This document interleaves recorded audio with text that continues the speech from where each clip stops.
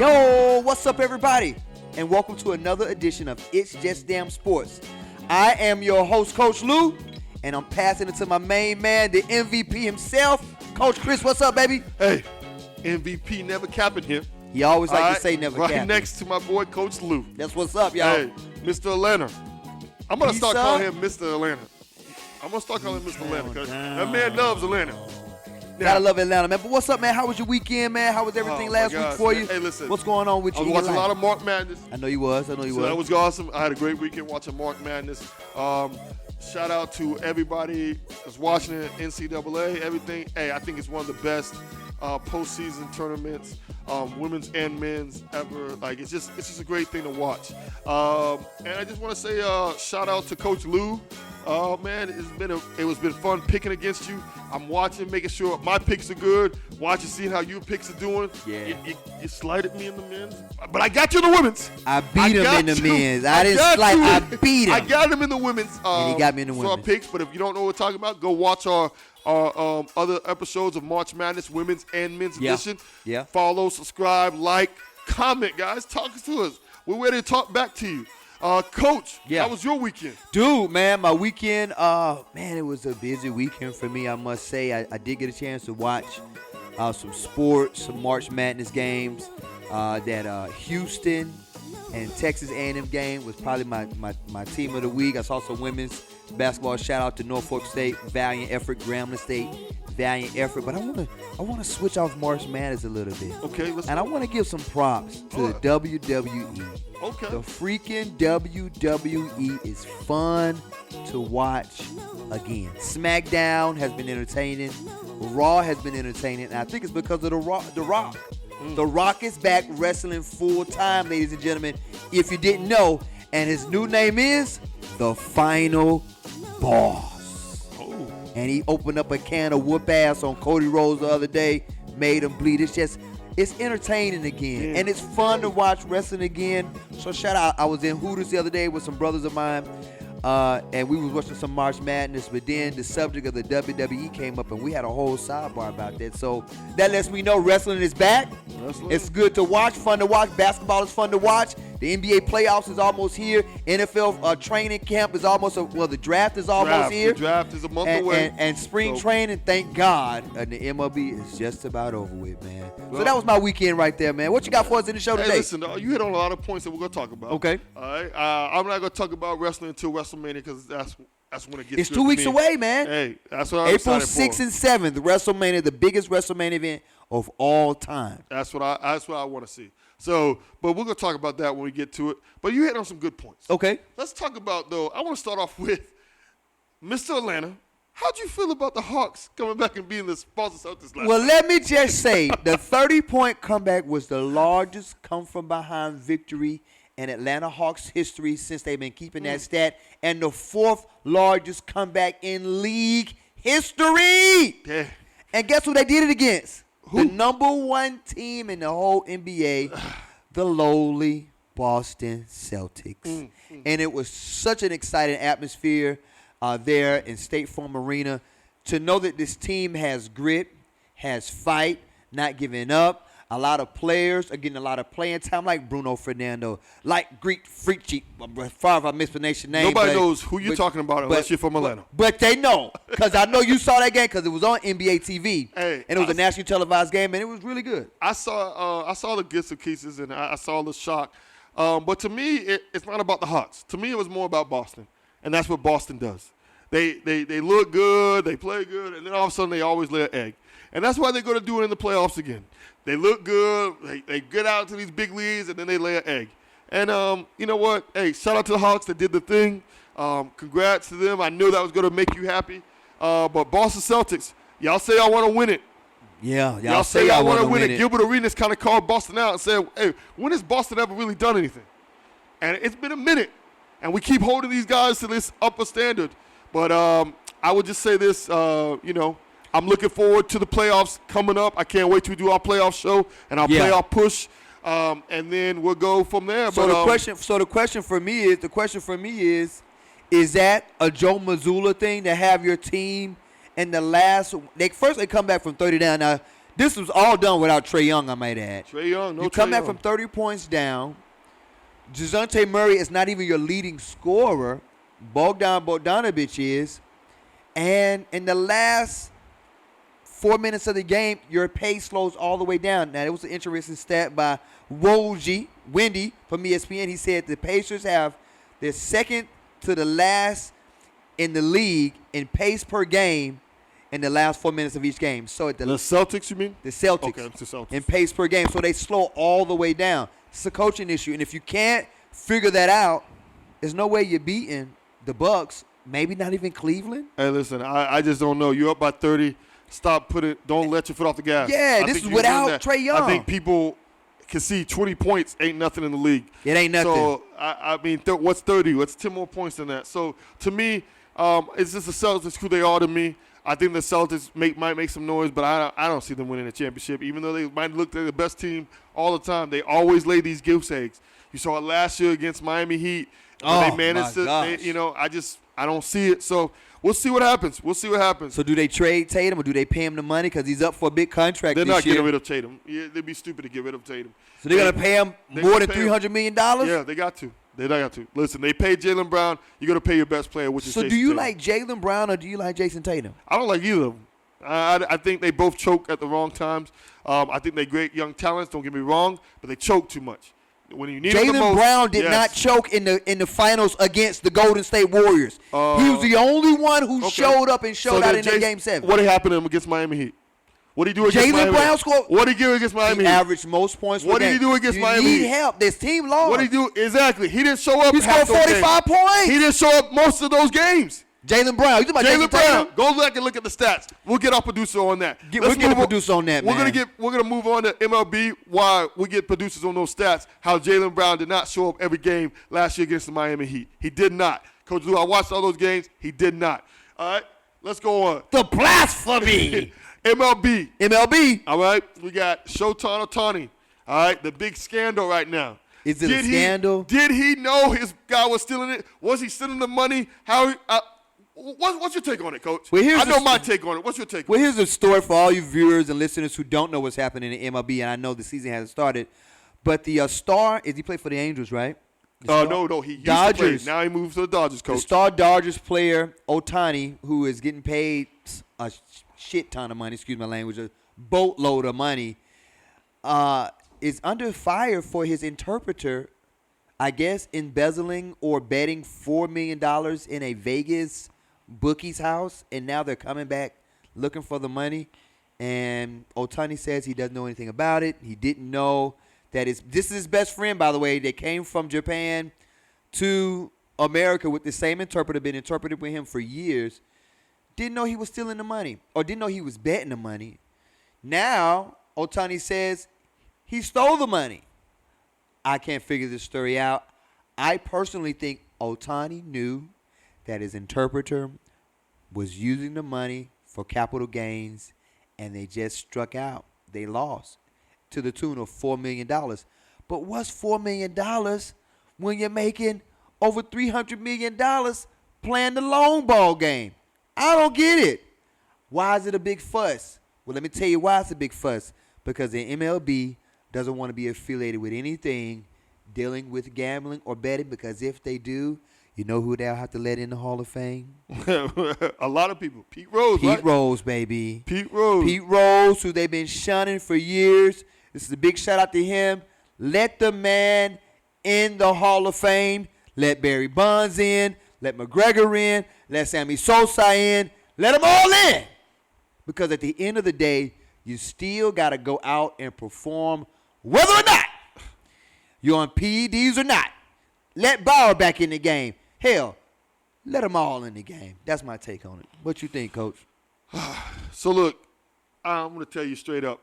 I don't think I'm going to be real. I don't think that he knew. I don't think he knew. I think that when you got an interpreter and stuff like that, a guy that can speak both English and Japanese, I think that you have issues there. You have to trust the man. You bet on a game or two. Gambling is addictive. It is. Friends, but it's legal. Friends, but when money comes involved, man, it's hard to. Sometimes, man, that guy's like, I'm always right here. I'm on your side. What's a little money right here? You're not noticing it. I'm doing all your contracting. I'm doing everything you want. I'm the one interpreting everything. So it's easy to say, like, you say something to me, and I'm like, oh, yeah, this is what he said. And that might not have been what he said. So to me, I just think that, I don't think he knew. I think he got bamboozled. I think money comes involved. I think people trying to show their shoe colors when the money isn't involved. Maybe he wasn't paying the guy enough, and the guy thought he wanted more. Maybe he got in over his head. He bet a little something, got in over his head. But no, I don't think that he knew about it. That's just my take on it. That's so strange, man. You know, when you've been playing baseball all your life, and you're one of the top players in the game, you can pitch and you can hit. It's one thing for certain, two things for sure. You know how much money you're signing for when you sign that dotted line. Mm-hmm. You know 1 + 1 = 2. If you sign for $300 million, you see it. If you go in your bank account and it goes from $300 million to $269 million, where's the $4 million? Mm-hmm. You don't know that money's being taken out of your account. You ain't seeing the receipts. You're just playing baseball all day. Yeah, sounds a little fishy to me, but the interpreter has been fired. Now they're talking about legal jail time for him if this case continues to go on. I think Ohtani left him out there to be a scapegoat. You don't want to be affiliated with betting on anything, and you're the number one player in all of baseball. You want to make sure your contract keeps coming. So I think he put him out there as a scapegoat. I think the interpreter will be out in a couple of years. Ohtani will pay him off, and that'll be the end of that story. That'll be the end, huh? Okay. Hey. We'll find out. America, stay tuned because we're all staying tuned.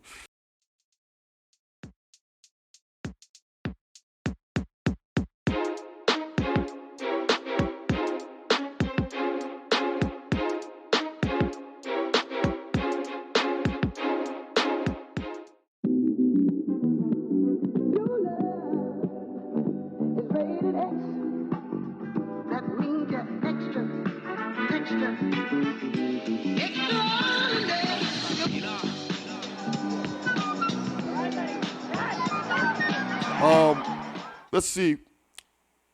Moving right along. What you got for? We talked about the NBA. We talked about the MLB. We talked about both. What you got for me, Coach? I got one more thing.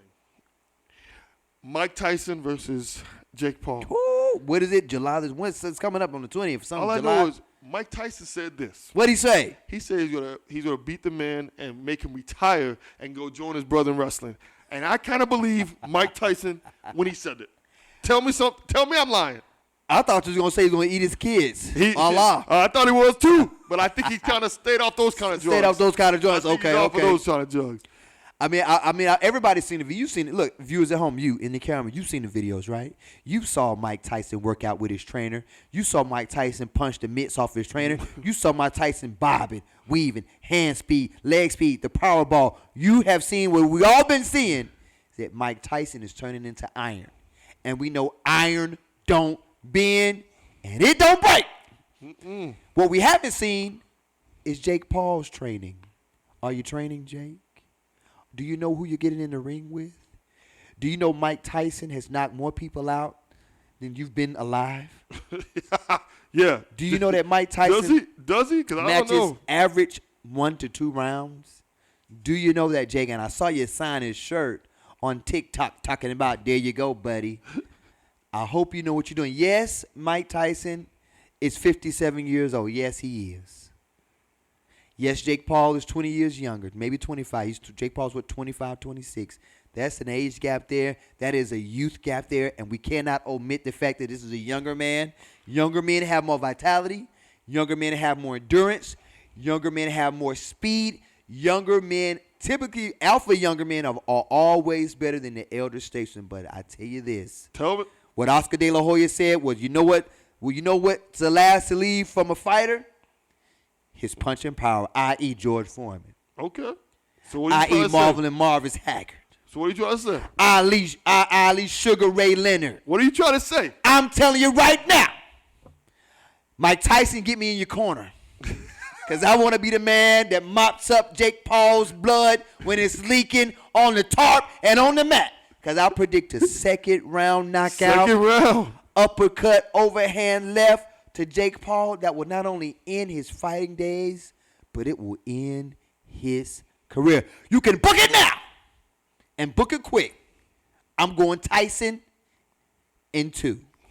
Not going to the cards. In an exhibition! This is supposed to be an exhibition! Drago, Apollo. Mike Tyson is Drago. And unfortunately, Apollo Creed is Jake Paul. That's my take on it. That's your take on it? That's my take on it. An exhibition! Hey, listen. I know you saw Rocky 4, right? Rocky 4. I just think it's gonna be a knockout. I think it's gonna be a knockout in the first round. I don't think Jake Paul knows what's coming. But hey, if it makes it to 3 rounds, good for him. If just somehow he luck up and beat Mike Tyson, good for him. I don't see it happening. I think Mike Tyson is so motivated and ready to go. I think Jake is gonna come out of this bruise. And hey, good luck to you, buddy. Good luck to you, because you're stepping in the ring with a monster. You did the promotion. You got your name. You got your name out there. If you beat Mike Tyson, your name will be out there, brother. Will it? It will be out there. So, will it? Could he knock him out? Did you think Jake Paul had power to knock him out? Hey, anything is possible, right? It's only anything is possible. There goes that energy. I was starting to think you was in a cardiac arrest over there, MVP. I was looking up the Jaylen Brown thing and just. I'm right, but I don't want to get into that. I'll show them later off the screen. But, America, I'm never capping. So that was my energy. I was kind of letting you talk because you know more about baseball and you know more about boxing than I do. He's never capping America. That's why I like having the co-host. He knows things I don't know, and that's where we were going. He's never capping unless when it comes to his men's NCAA bracket. Never capping. Look at the show for the record. Never capping. Hey, so quick, one little thought before we go into our segments here quick. What we got? Deion Sanders. Prime time. Next year, he said that his son and Travis Hunter, all right, are going to go one between 1 and 4. And he also said that if there's a situation where they're going to bad, dysfunctional organizations, they're going to pull out Eli Manning and not go and get picked up somewhere else. Bold statement. I like it. I hope it works out. But I don't know if you can do that. But, hey, 2 white people have done it. Can we see our first? He's gonna pull a Eli Manning. Pull a Eli Manning. And dictate where he wants to go. That's true. You know what? Come here, America. Look right here in my eyes. Ooh, okay. Deion, more power to you. Let me tell you why. With the addition of NIL, social media, players who are in the now, and coaches who don't know, the player has more rights and leverage than ever before. If you don't want to go to a sorry franchise like the Carolina Panthers, like the Washington Commanders, like the Jets, and I got my producers in the back talking about don't do Carolina. Carolina did themselves like that. You gave away your whole franchise for who? What's the guy name? Young? I don't know. Doesn't make any sense. So, yeah, Deion, if you think you got the stroke, not everybody can do that. Not everybody can do that. But Deion can do that. You can call your shot where you want these 2 boys to play to give them the best opportunity for success. Yes. Why not? Otherwise, you go to the compensatory draft and then you lose all your money. Yeah. So, look, if he does it, I'm going to be shocked and happy for him. If it doesn't work out, it is what it is. They just have to play out their first contract and move on. I think they're both excellent talent. Yeah. I hope they stay healthy, knock on wood. I hope Colorado has an amazing year to make it so it's like, okay, let's see what Deion's talking about. Getting there. That's a year away. That's a year away. I like the talking, but I just wanted to throw that out to America. Yeah. If you haven't watched him do that interview, go watch him. Go watch If you agree with him, or if you don't, he don't care because he's not motivated by you. But I think he's doing a father and a coach duty, making sure, hey, these are special talented players. Go to the right spot so they can grow. Absolutely. Instead of die out in a bad situation and then you don't hear from them again, because that happens a lot in the NFL. Yeah, it happens does. a lot. Like a Justin Fields. So we're going to get into my segment real quick. What's bugging me? What's bugging Chris? What's bugging you, Chris? Here's what's bugging me. What's bugging you, sir? All right? I love watching basketball. Yeah. I do. I'm not the basketball per se guru or whatever, but I like watching it. Here's what's bugging me, though. All right, I watched Caitlin Clark last night, and now, everybody keeps talking about everything is scripted. Scripted this, scripted the NFL, scripted the league, script. Last night I felt like I saw something. I felt like there was a lot of choice calls to go Iowa's way. And if that's the case, man, then, hey, listen, I don't want to be a part of this crap. All right? Stop with the scripted, man. All right? Let the girls go out there and play. Let the guys go out there and play. Hey, I get it. If he's the best player, he gets a call here. He gets a call here. But, hey, listen, when it starts getting fishy, yo, you got to throw a holding call. All right? Kansas City, the guy, their O-line was holding all night, and they weren't getting calls. All right? But, I mean, hey, it's NFL. I get it. Oh, it's Patrick Mahomes. But I just want to say, America, it's starting to bug me a little bit because everybody keeps talking about everything scripted. And I'm starting to see it, and it's starting to piss me off because I hope it's not the case. People have worked too hard to lose on some BS. So if it is scripted, hey, stop it. I feel like I'm talking to a dog. Stop. But if it's not, hey, keep doing what you're doing. The games are still exciting. The games are still fun. But that's what's bugging. So that's what's bugging Chris. So let me ask you this, Coach Chris. What's up? We're talking about the all-time leading NCAA score of all time, 31.6 points per game. Yep. You don't think the players are fouling her? You don't think she's getting fouled? You don't think they're gunning up on you? You think they're hitting with the ball? You don't think she's getting fouled? Hey, listen, brother. Listen. I watched the game last night, brother. Okay. Did you watch the game last night? Let's answer that question, America. Coach Lou. You watched the game last night. Coach Lou, did you watch the game last night? 1.5 billion people watched except you, Coach Lou. I saw the highlights. I saw the highlights on YouTube. Hey, listen. I'm just saying, man, there was some questionable calls. That's all I'm saying. It's true. Hey, but hey, it's okay, man. I just hope it's not scripted. I just hope let's let people play and see what happens, bro. You know what I'm saying? That's all I'm saying. That's for everything. Because it's an NBA too. You know, LeBron gets fouled one game, he gets fouled 20 times. The next game, he gets fouled 0. He's kind of wondering, hey, man, ain't this scripted? Like, ain't I the best player in the world? Why am I not getting these calls? I just got these calls last night. That is true. I'm just saying, make up your mind. Calls. You're scripted or you're not scripted. But it happened to Shaq too. Yeah, it did. But Shaq never complained that much, though. Shaq was just like, yo, I'm getting fouled all the time. They created Hack-a-Shaq. I mean, they Hack-a-Shaq. They was Hack-a-Shaq. So it is what it is, man. Hey, listen, but that's just my take on what's bugging me. Now it's time, okay? What's up? It is time. Talk to me. To go to Coach Lou's. What we got? Kicks Corners. And I'm glad you came to Coach Lou's Kicks Corner because we had a brand new release that released this past Saturday. The Air Jordan Retro 9 UNC Carolina Blue. And how fitting for that shoe to release on the eve of March Madness and the Tar Heels going and advancing to the NCAA Sweet 16. Carolina Blue. What a classic silhouette that shoe has been. Now, I will add to all my sneakerheads out there and my sneaker aficionados and collectors, it's been the first time since 1997 that the shoe has been was released, and again in 2003. So this shoe it's on an OG status now. It's on an OG status. Okay. I hope you had a chance to go to your retailers and get the shoe.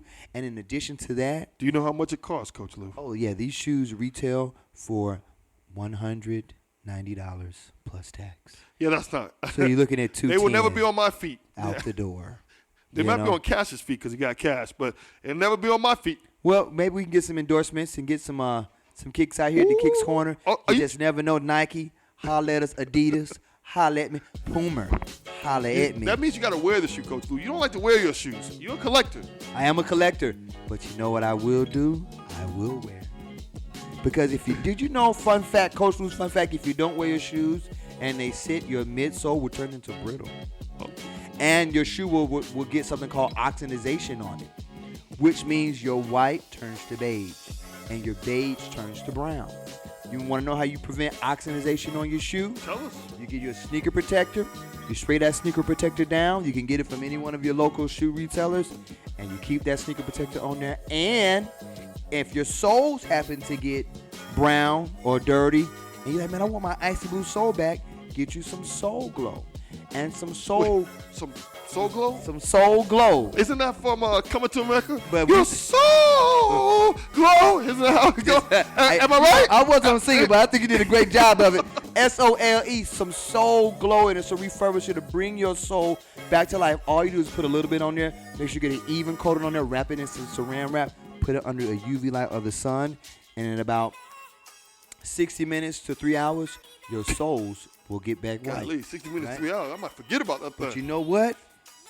Bringing your shoe back to life extends the wear of your shoe, so you don't have to spend that $190 every time. You don't have to spend that $210 every time. But I want to give a special shout out as we end up this Kicks Corner, Lace Fashions and Footwear, Retro Ricky and Maddie's Kicks. Big shout out to 808 Kicks. Big shout out to the Sneaker Shoe Butler. And big shout out to all my sneaker friends out there in the world. Don't forget, if you want to go check out some of the hottest shoes, go to Soul Collector. It is a traveling shoe collector where they have all the shoes that come around from state to state. Get you a ticket. Get a part of the culture, right? Be a part of the brand.